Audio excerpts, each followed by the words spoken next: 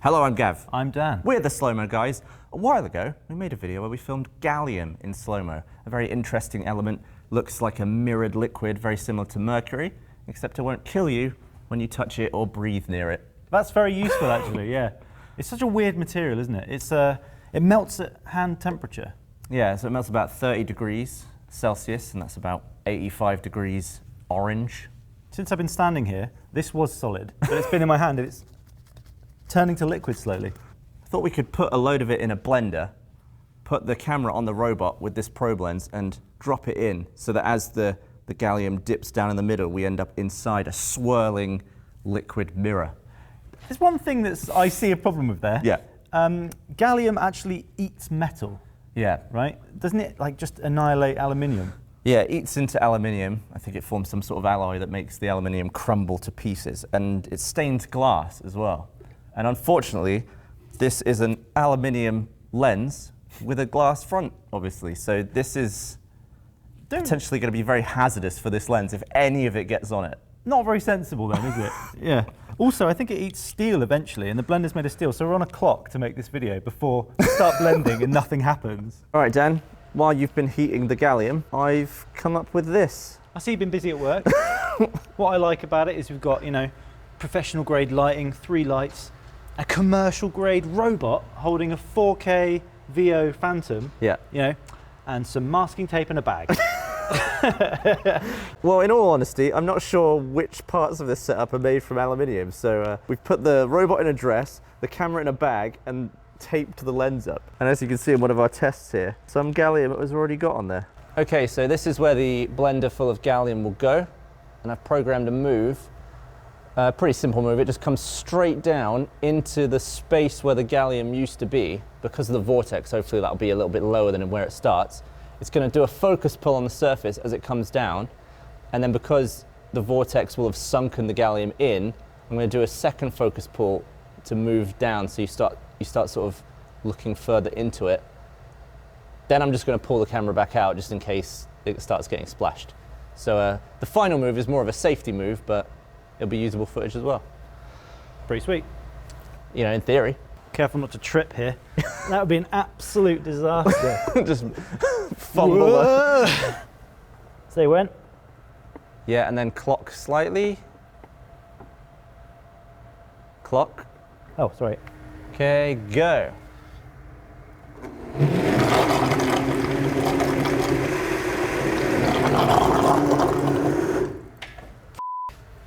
What? Sorry. God, my eyes. It's so bright. I'm like, Do you want a slightly different choice of language? poo-poo. Poo-poo.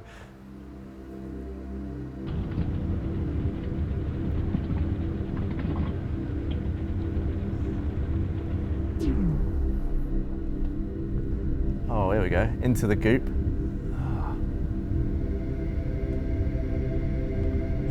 Oh.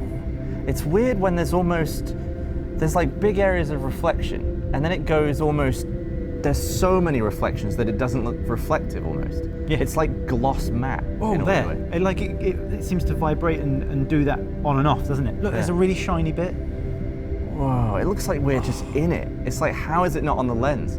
Oh! That was a fat bit. There's some moments in it. Look at that, there was like a whole bit diving into another one. It looks like you're going through some sort of like space vortex in a metallic universe. Yeah. Highly recommended to not drink this smoothie.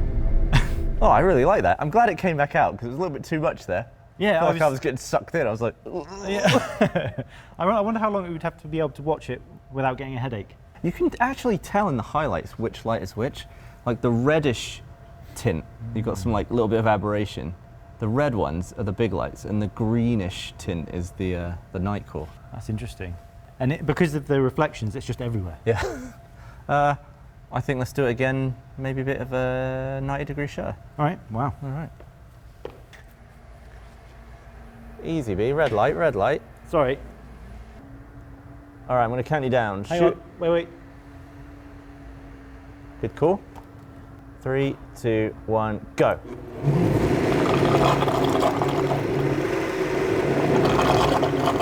right. Flip. How are we looking up there? Gargly.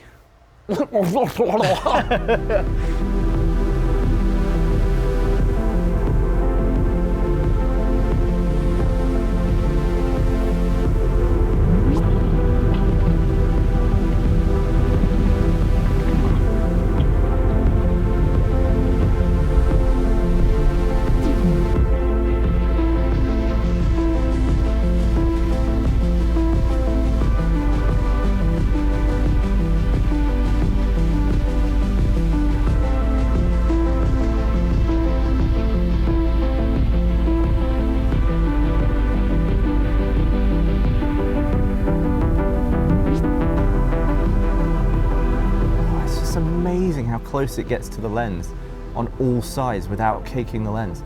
I just love this lens so much. I think it's my favourite lens that we use. It just allows us to get like slightly unique footage.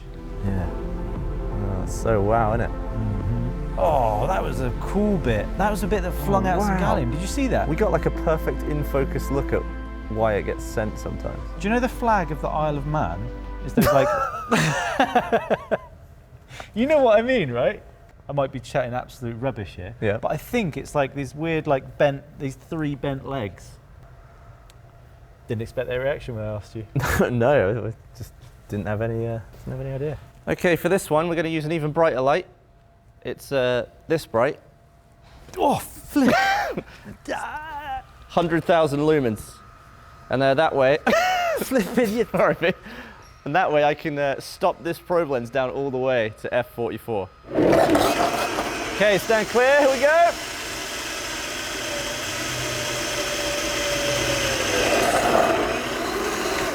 Cut. Oh, God. Make sure that didn't go on any thin metal. No, it didn't. It just flopped onto the background in the table. But that was a chunky flop. Yeah.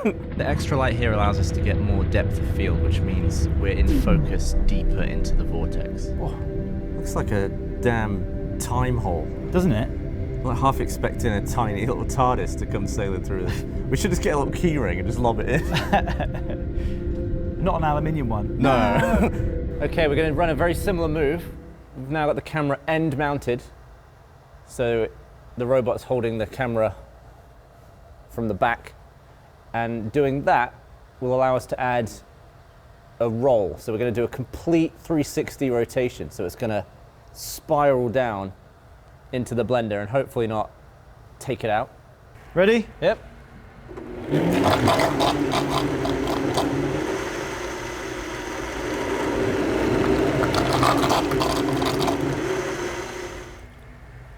Manually get it out of there.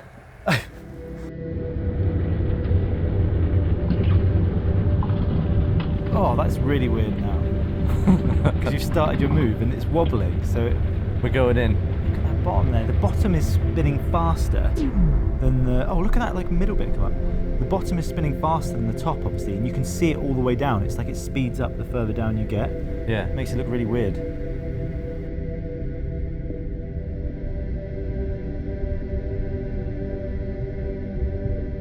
Yeah, I feel like we're just absolutely wrecking this gallium. Hang on a second. I'm just getting dizzy. Hold on. Are you going to throw up? Yeah. Oh my goodness. I think it's become unmirrory. It's like frothed up. We've basically foamed it up, is what's happened. We've foamed the gallium. We've cappuccinoed it. Yeah, we've made a gallium cappuccino. What if we got off this probe lens? Yep. Because it's a very dark lens. Went on a much faster lens and got coloured lights involved. Ooh, turn off the big boys. Turn off the big boys, try and get an exposure. I mean, we won't be able to go in as deep, but I think the colour reflecting off all the different parts of this would look amazing. I agree, yeah. All right. Well, after some time and a lot of setting up, we potentially have the most elaborate lighting setup for a blender full of gallium in history. It's a nice blend of light. Okay, I've just changed the auto exposure so now we can see the colours. These are Titan tubes. We're basically doing the whole colour wheel around the gallium, which gives an incredibly psychedelic effect on the inside. Look at that. That is madness. You almost just don't know what you're looking at. Yeah, it looks completely wild, doesn't it? Yeah. So it's going to be quite an operation, really. I've got to start the blender. got to put a cover on it, remove the cover, pick the lights up, go in with my colours. You've got to start the robot that you've programmed to do your move. Yeah. Then you've got to run in with your colours with a little second delay or so. Yeah. And then we've got to hold them like this. They're pretty heavy while the robot goes up and down and the gallium is blended. It's an absolute operation. I hope it's worth it. I hope the footage is good. We've also changed lens. There's no way these lights are bright enough for the probe, so we're now on a much faster lens right there. Oh, even the lens looks cool. Look at that. You can see all the reflection of the lights. And we're still somehow at 1,000 frames a second. It's Obviously, cool. we can't go in as far. Yeah, you've just changed lens and it's made it so much different, hasn't it? Ready? Go!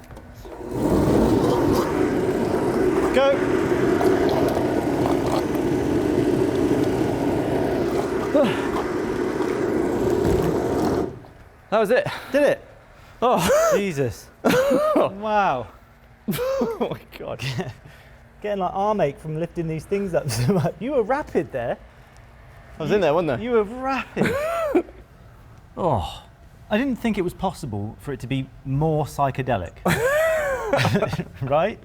What you've done there Oh man. is create like a trip, basically. Look at it. That is madness. It's delectable and gnarly at the same time. You know when Heimdall whips the Bifrost open? Yeah. Yeah. You got like the oranges and stuff on this side, and you got the blues on that side. Your colour wheel worked pretty well. This is actually really interesting because the oxidization of the gallium is causing a more matte finish. The light is bouncing off that differently to how it's bouncing off the still very molten silvery finish. So we're almost getting two reflections of two different colors in the same area of the gallium. Oh, look at the mess. The mess is differently colored as Oh well. yeah. You can see that all the blue lights are. Oh wow, Wow. rainbow piece. Oh look, there you go. All the pieces that are flying out now are getting like multicoloured bits all over it. Yeah. Oh, that's amazing. This shot was actually one of our test shots that at the time I didn't think was any good until I just put it in the edit and did a color grade on it. And it's actually quite good. The gallium was still very runny and shiny, and I'd taken the frame rate down on the camera from 1,000 to 250 and completely opened up on the shutter just to get as much light in as possible. But I think it turned out really well. Dan's holding the red and blue lights and I eventually make it in there with the green.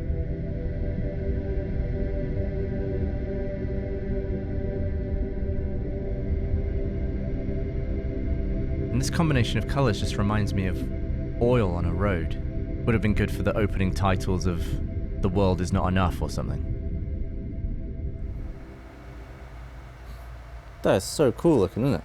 It looks awesome. It looks like the T1000 sneezed in a nightclub. Terminator just flung pepper at the T1000 and then. His weakness. Well, I love that. It was great. I mean, it was a hell of a complicated setup to film what was essentially just a blender. Yeah, I feel like back in the old days we would have just filmed a blender. Oh yeah, the blender would have been on a bin. It Yeah. would have been on a ladder leaning in. Bit of string for yeah, some reason. exactly. Yeah. Yeah, it was an overly engineered, complex setup, but I think it really was worth it because without this lens, we wouldn't have been able to get all the way in, and we wouldn't have been able to pull focus on, you know, like a couple of mil away. Yeah. And that was what made it, I think. It was also really cool how the robot could focus all the way down and like Yeah. change focus, like and perfectly straight. You'd have never been able to do that. No offense. Oh, I definitely wouldn't. I mean, we tried with the sugar cube, didn't we? Where I was like, Yeah. 1. Oh. 1. No. 2. 1. it's hot in my shoe. Everything's hot. And I was like, we need motion control. Now we've got it. There you go. Well, hopefully you enjoyed that mesmerizing footage. I think that would have looked quite good on a TV. Yeah, if you did fall over while you were watching it, like I almost did, we'll be able to tell, especially if you're using your phone, because it'd just be a jumbled garbage of letters. Just looking at your phone, just like, oh. Yeah. All right, well, hopefully you enjoyed it. Make sure you subscribe if you like slow-mo. We've got a second channel. We've got some t-shirts. Also comes gallium free. We sell them without the gallium on, and we also have some other videos that you can watch because we've been doing this for way too long. Here's one. See you next time.